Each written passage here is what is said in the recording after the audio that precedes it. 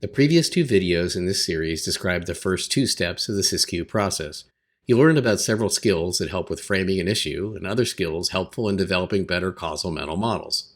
Once we've developed a causal model of how things work, the underlying causal relationships generating the issues we wish to resolve, the performance we want to improve, we can then move on to the next step of solving.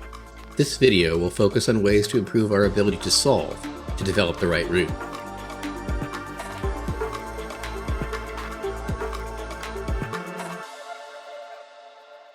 Most people spend minimal time ensuring they've appropriately framed the problem. They immediately react to their perception of the problem. Worse, we often go from "there's a problem" to trying our favorite solution. We are solution machines and have become attached to our favorite solutions to a problem.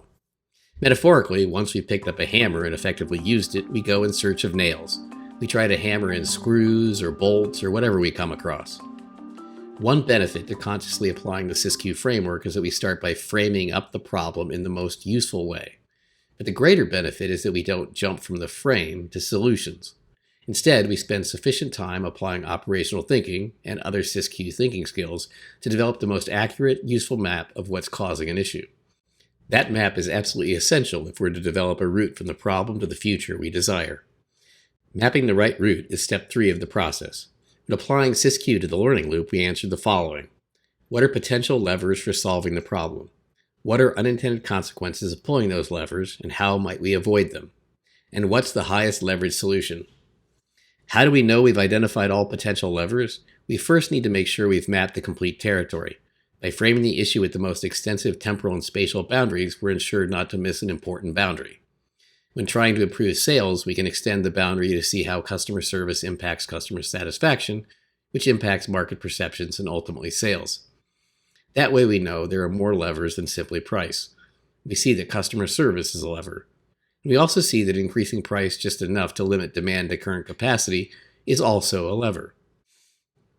How do we know we've identified unintended consequences? We can ask questions about every lever. If we decrease price and increase sales, what are some unintended consequences? If I give my child a reward to get an A on a test, what are unintended consequences? How might that change their motivation in the future? Is there a way this could reduce motivation? If so, how?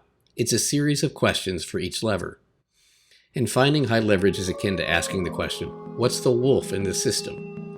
In Yellowstone, when they reintroduced wolves to reduce overpopulation of elk, they found that it had a high leverage impact. It increased vegetation, revitalized the beaver population, which built more dams, and eventually reduced erosion and strengthened the riverbanks. One lever, multiple positive impacts. Another way of thinking about what's the wolf is to consciously multisolve. Multisolving is a technique of looking for one lever that has multiple benefits.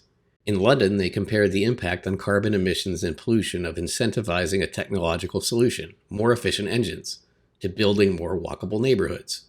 Both solutions had similar impacts on emissions.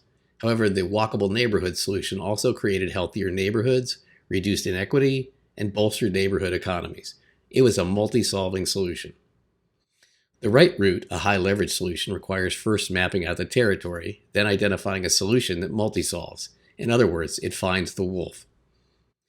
In conclusion, the goal of step 3 is to find high leverage. SYSQ helps by identifying potential levers, anticipating unintended consequences, focusing on high leverage, and multi-solving where possible. The next video will discuss how to navigate and adjust the route as you travel to your desired goal.